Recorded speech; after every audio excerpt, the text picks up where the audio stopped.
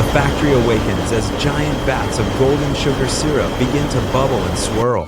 Workers in crisp white uniforms monitor the temperature to ensure the perfect, sweet consistency. Natural fruit flavors are added, filling the entire room with a delicious, tangy aroma. Bright, vibrant colors are swirled into the mixture, creating beautiful patterns like liquid stained glass. The thick, warm candy is poured onto cooling tables, stretching out like a glowing ribbon. Large metal rollers press the candy into precise shapes, from tiny hearts to round spheres. A cooling tunnel chills the treats, turning the soft sugar into firm, delightful pieces. Conveyor belts carry the finished candies forward, clicking rhythmically as they move along the line.